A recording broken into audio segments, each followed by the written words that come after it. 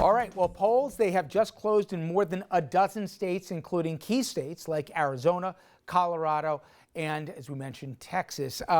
Listen, we're looking at some results, and I think in this half hour, it's probably possible we could see California called. It's looking good for Trump there, but North Carolina, Ohio, Pennsylvania, obviously every state's got their own configuration in terms of counting some of the absentee ballots, but right now there seems to be, of the many pathways for Biden, he might be opening up a few of those, and it may be tightening the path that President Trump can get to 270. But let's bring in our next guest, Rick Lazio, former Republican congressman from New York, and Rick Unger I'm joined with as well. And Rick, you and Chris Shays, right? You're going to have to start Rick 1 and Rick 2. Yeah. So everyone wants to answer the first Rick. So, but you and I have talked over the years, and you, like Chris, I think fit into that bucket of a moderate Republican. And I wonder from the outside if, and you were one of the few, or at least were honest to me, I'm like, oh, do you miss it? They're like, oh, I do miss it. I look at you, you're like, I'm enjoying life a lot more than that crazy place. But that said, do you recognize your party anymore? Yeah, I think people struggle with it who are moderates on both sides, by the way. If you talk to moderate Democrats... Oh, we need two healthy parties. I agree with you. Two healthy parties, and in many ways, you know, the activists are on the extremes. They're the people that live in absolutes. And it's become a much more populist climate, again, on the right and on the left. People looking for solutions in a time of upheaval and change. You know, technology, jobs, retirement security, how healthcare, our standing in the world, the things that bound us together. When I first went to Congress, there were members of both sides, Republicans and Democrats, who had lived through the Depression and had served in World War II, and regardless of them being political opponents, there was a certain bond that caused a respect. That's a great point that I haven't heard made,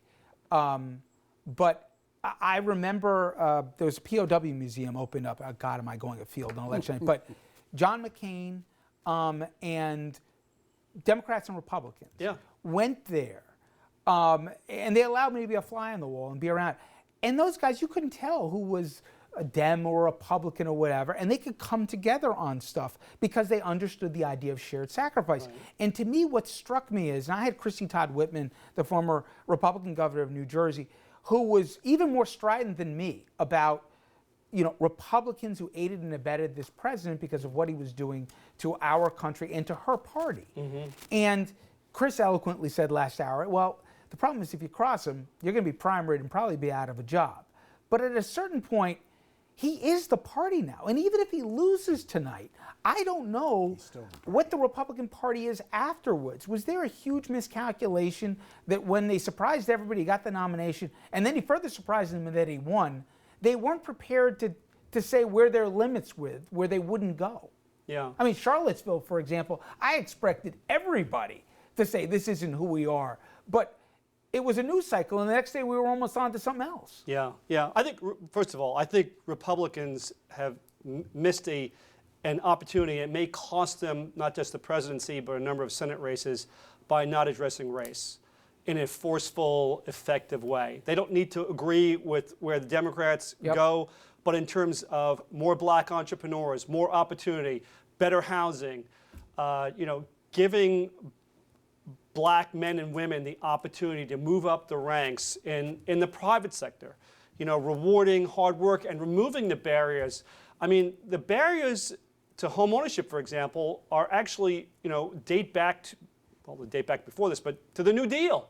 When FHA was established, there was a guidebook that explicitly said, you're not to mix races. That's the federal government.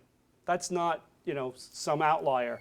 So the Republicans missed an opportunity to talk about some of these issues that don't just affect black Americans, they also affect white Americans, and where you see gender gaps in the suburbs and other areas where Republicans have been steadily underperforming in recent cycles. I would say it's in part because of that. They've missed the opportunity message. They've missed reaching out and appearing as though they're inclusive and they want one America and bring everybody together. And by the way, they've got a great narrative if they just called it forth. Unfortunately, Donald Trump is a problematic messenger for that. You know, I'm sitting here thinking Rick is a really good example of how much things have changed. I always knew that Rick was one of the good guys, but I would not have labeled you a moderate Republican. I would have labeled you a conservative Republican. Yeah. Not that there's anything wrong with that. But you look at it today and you look at a guy like Rick and you look back over his career and you go, yeah, he was moderate. Yeah. That's how much things have changed. And by the way, on both sides. On both on sides. the Democratic Yeah. side just too. to be Yeah. fair, it's happened on both sides. And the moderates in both parties tended to be the best legislators. They were good listeners. Right. They were in competitive And you districts. could make a deal. You could make, and because they were in districts where they were called on to listen to people from the opposite party I agree. to be able to win. So they learned those skills. If you only are talking to people that you already have in the bag, then it's just about exciting your base. But here's the difference. Rick and I will tell you. This Rick. Yes, this Rick too. That Hey, how come everybody I'm gets the attention. AOC gets all the attention. Yeah. The Yeah. squad. Yeah. But if you look at who won in 18, the overwhelming number of freshman Moderates, Democrats are in the yes, moderate yes, wing. Absolutely. And there is no way that Biden is going to let the Bernie Sanders wing of the party hijack his first term because he might not have a second term. He's not going to let, and he believes, and I really believe he does this, that there has got to be a healing in this country when this is done. It won't make everything all right, but he's going to have to try to do that. To that end, somehow, the good moderates that I think are more practical have become so muted that the Gateses of the world and the crazies are the ones that are doing the Sunday shows Yeah. every Yeah, weekend. they get the and that airtime. There's no they're doubt the about it. ones that They're are getting the entertaining. ear of the president. They're entertaining. They're entertaining. And they deal in dogma and absolutes. And it's appealing. It's appealing because it's simplistic. You know, people want an answer. Okay, it's tax the rich. It's stop immigration. It's simplistic. It's a lot more complex to talk about the fact that we need to reposition a workforce for a technological age that is upon us, and that we've got tens of millions of Americans that don't have the skills that our And businesses not need. one politician will touch it. Not one. On either side. Not one. It is the biggest problem we've got. Not one. Oh, I have a thought, which, and again, I promise we're going to have numbers in a little bit, and I know the phone lines are jammed. I'll get your reaction. Is there an appetite, you guys, and so, you know, Rick has gone into the financial sector after he's left Congress. Of course because he he has did. sanity, right? So, but my point is, I think there's a way, if assuming Biden wins tonight, that if he doesn't do the recrimination tour, which I don't think he will, and he does a huge infrastructure project in this country, and he does projects in red states too, right? And he puts guys in hard hats back to work as long as they're wearing masks, okay? And again, it's not the half-pregnant TARP. He does the full Monty, okay? I don't know what the Republican reaction, even though they may not need the votes in the Senate, depending on how tonight goes, but if they could find a way that enough Republicans get on board with it, then it's an American recovery. If they don't, then I don't know how this becomes anything but just this toxic food fight. Could you make this speech to Mitch McConnell, please? He wouldn't listen even though he won tonight. But my point is, I don't see, there's an opportunity. There And is do an you opportunity. think there is any possible embracement by the Republican Party that you no longer recognize in many ways? Because if McCarthy loses his seat, I don't think, you know, Kinzinger, I know most people don't even know the names I'm talking about, will be the next, you know, House leader, you know, on the Republican side. It's going to be some firebrand. Yeah. Like, you know. So the question, I think, Richard, in part is, does Joe Biden have the confidence to reach out to Republicans? Not to necessarily give them I will all bet that you they any want. amount he will, and he'll put even some of them in his cabinet and tick off the progressives. The question Do you is, think will for somebody 1 reach on the second other they'll side of reach the aisle? back? Yeah. Aren't they going to be having that same meeting they had with Obama the night before? And as Chris the, said before he got here, they're more worried what Hannity and whoever the other talking heads are going to be than. and working with Biden. Yeah, so, but it didn't happen with Obama. Obama did not reach out to Republicans. He didn't I have think that's fair Republicans over criticism. for like Yep. 2 years. He didn't have somebody I over agree. It's to a the fair, primary residence. But I mean, this is going to sound almost playground.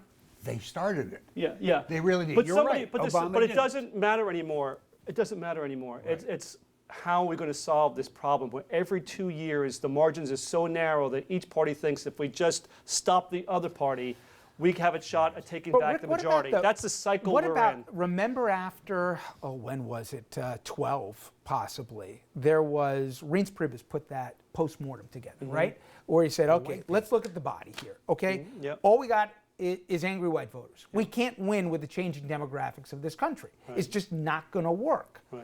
And then that document, nobody read it anymore, okay? Right. Trump came in and he upended everything. Now, they can go two different ways.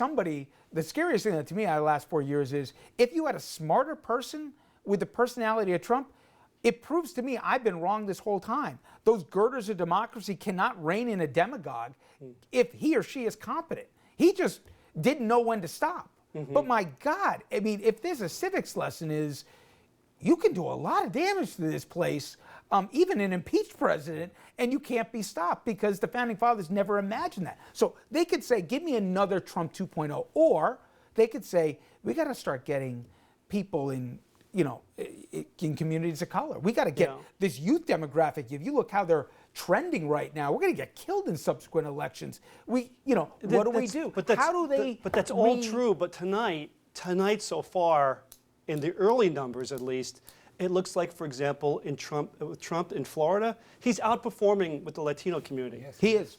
It looks like Miami-Dade is going to do better than. It looks like among black men that either by way of them the turnout or by way of them voting for Trump, that he's actually done better than most polling picked up.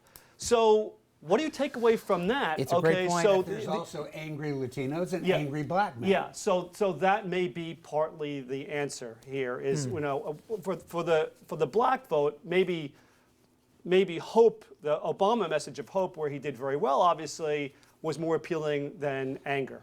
But maybe, but I think that message was more appealing to black women. Yeah. I mean, Obama never did all that great with black men. Certainly he did better than what we're seeing now. Right. But that wasn't really the core. It was black women. Let me bring in Andrew back because Andrew's got some of the numbers coming in. Andrew, what do you got? Got calls to make in 6 different states. Let's start with some that are going in the Trump column. South Dakota and its 3 electoral votes not a surprise, going to Donald Trump. As we move on there to North Dakota, another 3 electoral votes going to Donald Trump. Up next is Nebraska. The board says 5 votes. We know that he's going to win the state, so it's actually 2 electoral votes right now from the 5. The others are done by congressional district. We'll come back to that later on in the evening as we get those results. And Louisiana also coming in for Donald Trump, as he is going to win their 8 electoral votes. We have 2 races to call for Joe Biden. The first is the great state of New York. All 29 electoral votes going to Joe Biden. And out west, we can call New Mexico. I'm sorry, let's take down Minnesota. That's not in yet. But we can call New Mexico and its 5 electoral votes going to Joe Biden as well. That puts the board right now at Biden with 111 electoral votes. Trump is sitting at 80 electoral votes right now. I wanted to give a couple of other updates on outstanding races. North Carolina, 3/4 of the vote is estimated to be in. It's a Biden 51-48 lead. The lead is about 140,000 votes at last check. Ohio, about 55% of the vote we believe to be in. Biden is leading by 6 points right now in Ohio. That is about a 200,000 vote advantage. And again, those are both states where the Trump campaign is trying to play catch up in day of voting. Texas, 65% of the vote estimated to be in. Biden is leading by 0.6%.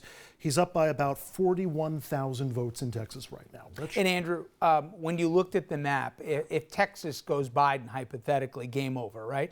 Yeah, if Texas goes to Biden, it's absolutely game over. And there are a couple of other states out there, Florida certainly being another one of them, although Florida looking better and better for Trump. And I just want to throw a word of caution in to some people who might be seeing results in Virginia or Michigan and wondering about race calls or some of the numbers that they're seeing. In Virginia, the vote that you're seeing in vote totals is coming from the southern part of the state. The northern part near the DC suburbs has not officially reported, but the early vote projections indicate that nothing seems to be amiss there. So the Associated Press called for Virginia for Biden some time ago. Michigan, the numbers are coming out very lopsided in early numbers for Donald Trump.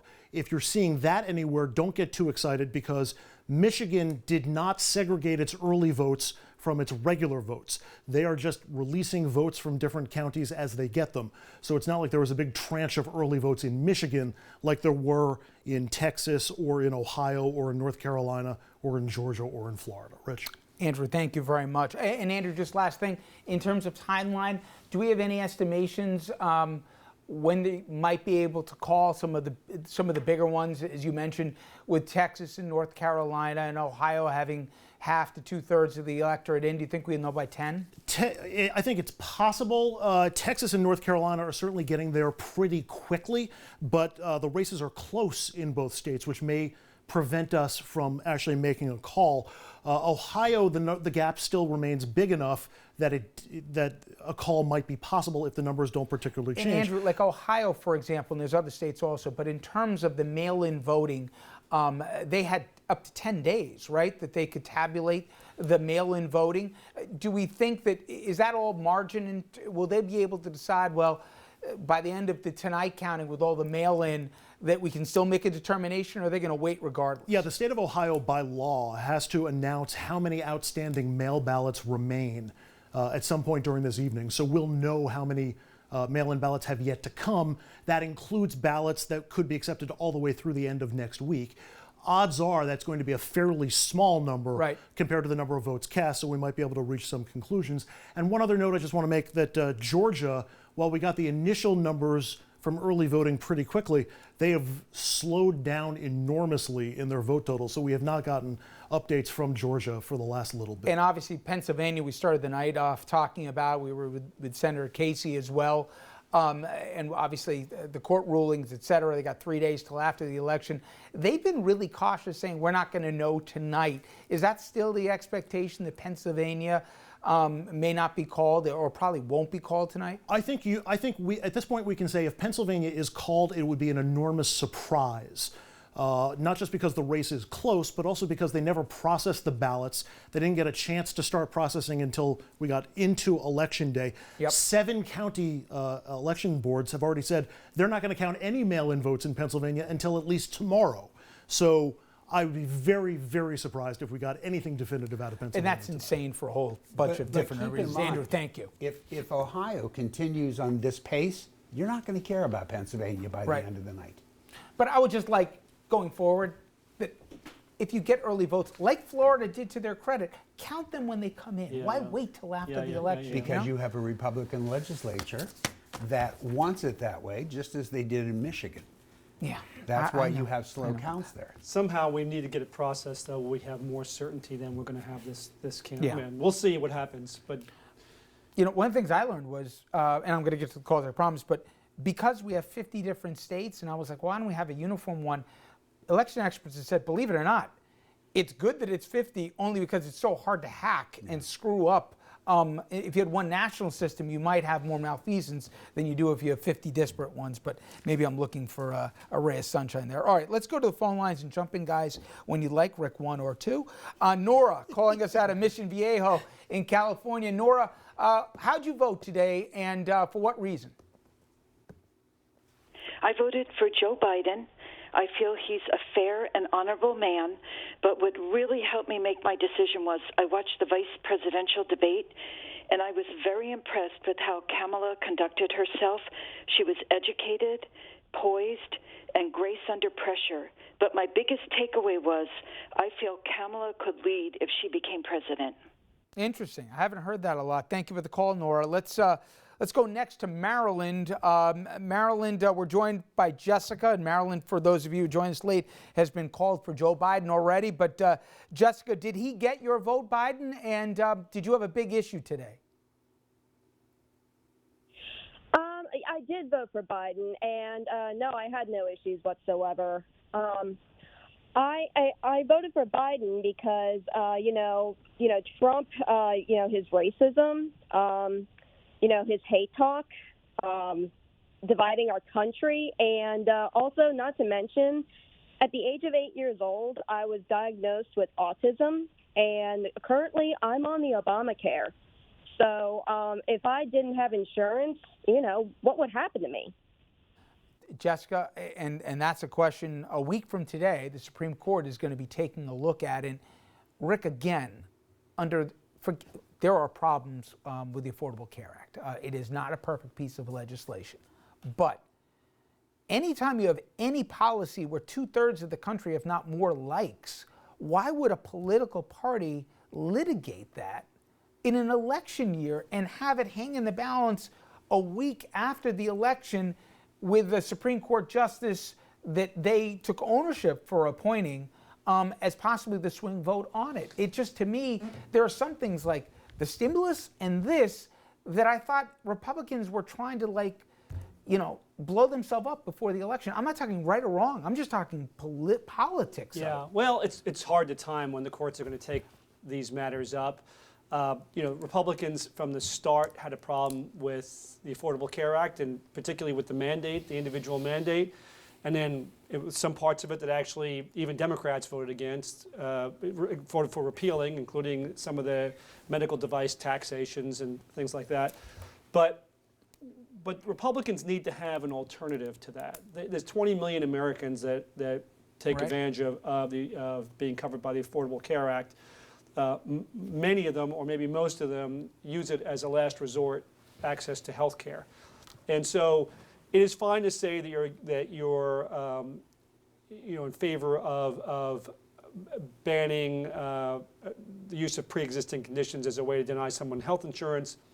It's fine to say that you're for small businesses to band together to collectively bargain and drag down the price. But you've got to have some other solution beyond that in order to help people that need the health care as a matter of last resort. And this is, again, where they've been pretty effective in being critical of the flaws of the Affordable Care Act, but not as effective in sort of laying out what the alternative vision really is. Especially when the president, Rick, for 3 years, he said, I'll have it in 2 weeks, I'll have it in 2 weeks. Yeah, look, maybe you can answer this question for me, because I have been asking it every single day. I actually believe President Trump when he says if he has to come up with something, he will come up with something that covers pre-existing conditions. You know what he never says, though? What it's going to cost you. He never talks about community rating. Right now, under the Affordable Care Act, whatever age you are and whatever community you live in, if you have pre-existing conditions, you are paying the same rate as somebody who doesn't. Trump never says what it's going to cost. Now, my question is, why didn't the Democrats ever bring this point up? They kept trying to say, pre-existing conditions. Nobody bought it. We believe Trump. He's not that stupid. He'll come up with something that covers it. But you're going to pay a ton more money for it. See, I thought the thing that Trump could have done was, he says, I have huge problems with the Affordable Care Act. But you know what? We got a pandemic going on right now. I'm going to ask the Supreme Court if they can table the case until, I know that, but at least he put it out there that he's asking. And they say, no, you don't dictate our calendar or whatever else. My point is, he kept saying, it'll be fine, I'll make it all go away. And then he owned it. He just takes ownership for things that he need to. I can't tell you, Rick, how many calls I've taken where healthcare was the dominant issue. I want to really quickly go to Nashua, New Hampshire. We have Randy on the line. And Randy, thank you for joining us. How did you have an issue that really drove your vote today, and who got your vote? Who got my vote? He got my vote 4 years ago. I've just been totally impressed with what he's done, and whatever's on the table when he wakes up every morning, he's there to answer it, whether it's good or bad, and whose ears it may fall on. Do you like the tweeting, Randy? I mean, do you think that helped him with some of the things he tweeted, like, going after Fauci and, and whatever's top of mind every day? That is all questionable. Sometimes I think he overspeaks, because other times everything's misinterpreted. So you have to understand, the man that's sitting in the chair. I don't know how else to say that to you, but you have to understand. He was elected 4 years ago. People believed in him, and I still do. Hey, I appreciate the phone call, Randy. The only issue, the biggest one I'd have to say is he's lied to us, I think it's 24,000 times in 4 years. So I know you believe he's a stand-up guy, but my point is, I don't know when anyone can believe him when he tells us something. And to me, you know, I'm a father of 3 kids. If my kids lie, I got a big problem with it.